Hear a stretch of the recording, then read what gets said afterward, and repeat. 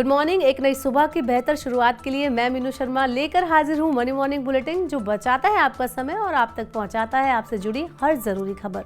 तो चलिए जाए की चुस्की और मनी 9 के पर्सनल फाइनेंस बुलेटिन के साथ करते हैं एक नए दिन की शुरुआत। एजुकेशन लोन लेना होगा अब और आसान। सरकार 30 श्रेणी ग्रामीण बैंकों को क्रेडिट गारंटी फंड स्कीम योजना में शामिल करने पर कर रही विचार। अब ग्रामीण क्षेत्रों में रहने वाले छात्रों को भी मिलेगी एजुकेशन लोन की सुविधा। क्षेत्रीय बैंकों को और अधिक एकीकृत करने की दिशा में है ये बड़ा कदम। सरकार उच्च शिक्षा के लिए ज्यादा से ज्यादा विद्यार्थियों को उपलब्ध कराना चाहती है कर्ज, क्योंकि एजुकेशन लोन में लगातार आ रही है गिरावट। आरबीआई के मुताबिक 2021-22 में 17,715 करोड़ रुपए रह गया था ये एजुकेशन लोन, जो 2019-20 में था 18,553 करोड़ रुपए। दिल्ली में पूरी रात की जा सकेगी शॉपिंग। दिल्ली सरकार ने 155 और व्यावसायिक प्रतिष्ठानों को दी रात में भी शॉपिंग करने के लिए खोलने की मंजूरी। दिल्ली में रात्रिकालीन कारोबार गतिविधियों को बढ़ावा देने के लिए उठाया गया है ये कदम। दिन के साथ रात में भी दुकानें खुली रहने से दिल्ली के निवासियों की हर तरह की जरूरी सेवा और जरूरतों को किया जा सकेगा पूरा। अभी तक दिल्ली में केवल 269 प्रतिष्ठानों को ही रात में खुला रखने की थी अनुमति। केंद्रीय मंत्रिमंडल ने दी नई मेट्रो लाइन को मंजूरी। हुडा सिटी सेंटर से साइबर सिटी के बीच चलेगी नई मेट्रो। ओल्ड और न्यू गुरुग्राम को कनेक्ट करने के लिए बिछेगी नई मेट्रो लाइन। 28.5 किलोमीटर लंबी होगी नई मेट्रो लाइन। बनेंगे 27 नए मेट्रो स्टेशन। राष्ट्रीय राजधानी क्षेत्र में मेट्रो कनेक्टिविटी का होगा विस्तार। नई मेट्रो लाइन पर खर्च होंगे 5,452 करोड़ रुपए। सरकारी दूरसंचार कंपनी बीएसएनएल देगी अब जियो और एयरटेल को कड़ी टक्कर। सरकार ने बीएसएनएल को 4G और 5G स्पेक्ट्रम देने के लिए मंजूर किया 89,000 करोड़ रुपए का रिवाइवल पैकेज से घाटे में चल रही बीएसएनएल को स्थिर टेलीकॉम सर्विस प्रोवाइडर बनकर उभरने में मिलेगी मदद। बीएसएनएल ग्रामीण और दूर दराज के इलाकों में 4G इंटरनेट कवरेज पहुंचाने में करेगी मदद।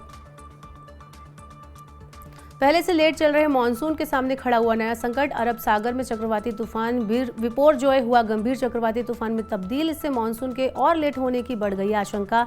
इससे केरल में मानसून की धीमी शुरुआत होने का है अनुमान। मानसून की कमजोर प्रगति से खरीफ बुआई पर भी पड़ेगा विपरीत असर। जलवायु परिवर्तन के कारण लंबे समय तक सक्रिय बने रह सकते हैं चक्रवाती तूफान।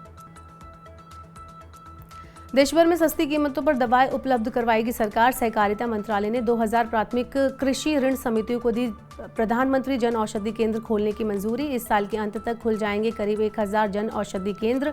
बाकी जन औषधि केंद्र खुलेंगे दिसंबर तक। देश भर में अब तक खुल चुके हैं 9,400 से ज्यादा जन औषधि केंद्र। जन औषधि केंद्रों पर होती है 1800 दवाओं और 285 चिकित्सा उपकरणों की बिक्री। इस दवाओं के दाम खुले बाजार में मिलने वाली ब्रांडेड दवाओं की कीमतों में तुलनात्मक रूप से होते हैं 50 से 90% तक कम। गेहूं की कीमतों में फिर एक बार आने लगा है उछाल। इस साल खुले बाजार में सरकारी गेहूं की बिक्री हो सकती है जल्द शुरू। सरकार की गेहूं खरीद लक्ष्य से करीब 80 लाख टन है कम। इस वजह से खुले बाजार में सरकार की गेहूं बिक्री रह सकती है सीमित।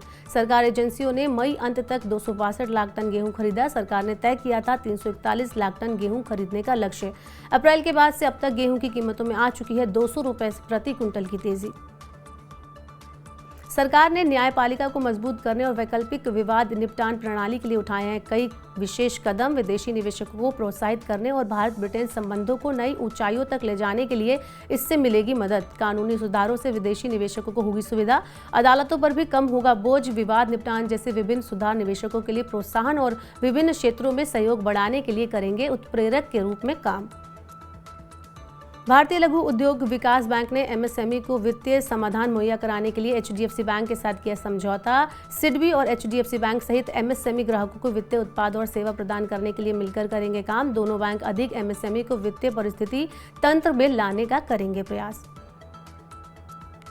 महंगाई और बढ़ती ब्याज दरों की वजह से वैश्विक अर्थव्यवस्था के लिए ये साल रहेगा अनिश्चितता से भरा हुआ। पेरिस के आर्थिक सहयोग और विकास संगठन ने ताज़ा आर्थिक परिदृश्य में जताया अनुमान। ओईसीडी के सदस्यों में 38 देश हैं शामिल। ओईसीडी ने चालू वित्त वर्ष के लिए वैश्विक वृद्धि दर के अनुमान को मामूली बढ़ाकर किया 2.7%। नवंबर में वृद्धि दर 2.2% रहने का जताया गया था अनुमान। अगले साल वैश्विक वृद्धि दर मामूली बढ़त के साथ रहेगी 2.9%।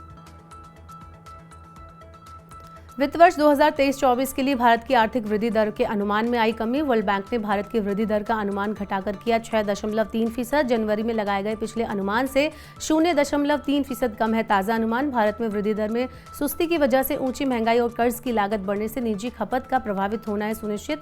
चीन के अलावा उभरते बाजार और विकासशील अर्थव्यवस्थाओं में वृद्धि दर कम होने का है अनुमान। देश में 5 साल के भीतर बनेंगे 220 नए एयरपोर्ट, हेलीपोर्ट और वाटर एयरड्रम को भी किया जा रहा है विकसित। भारतीय विमान सेक्टर का अगले 5 साल में होगा तेजी से विस्तार। ग्रीनफील्ड और ब्राउनफील्ड हवाई अड्डों पर भी चल रहा है काम।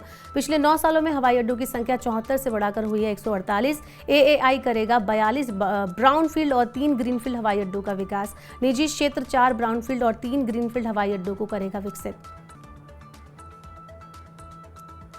मारुति सुजुकी ने एसयूवी सेगमेंट में अपनी स्थिति को किया और मजबूत। मोस्ट अवेटेड ऑफ रोडर जिमनी 5 डोर को किया लॉन्च। दिल्ली में इसकी एक शोरूम कीमत है 12,74,000 रुपये से लेकर 15,05,000 रुपये के बीच। नेक्सा डीलरशिप पर तत्काल प्रभाव से शुरू हुई है जिमनी की बिक्री। महिंद्रा थार को ये सीधी देगी टक्कर। तो मनी मॉर्निंग की खबरों में फिलहाल के लिए इतना ही, लेकिन मनी मॉर्निंग की खबरों के अलावा अगर आपसे कुछ मिस हो गया हो या फिर पर्सनल फाइनेंस और अपनी जेब से जुड़ी खबरें आप और जानना चाहते हैं तो मनी 9 के यूट्यूब चैनल और ऐप के अलावा अब आप मनी 9 की वेबसाइट पर जाकर भी देख सकते हैं। वेबसाइट पर जाने के लिए आपको लॉगिन करना है www.money9.com पर। यहाँ पर आप 7 भाषाओं में पर्सनल फाइनेंस की खबरों को पढ़ सकते हैं, समझ सकते हैं, जान सकते हैं। तो बुलेटिन में बस इतना ही। अपने काम की जरूरी खबरें और महत्वपूर्ण खबरें देखने और समझने के लिए सब्सक्राइब करें हमारे यूट्यूब चैनल को। पर्सनल फाइनेंस से जुड़े खास कार्यक्रम देखने के लिए मनी 9 के ऐप को अगर आपने डाउनलोड नहीं किया है तो अभी डाउनलोड कर लें। बने रहिए मनी 9 के साथ। नमस्कार।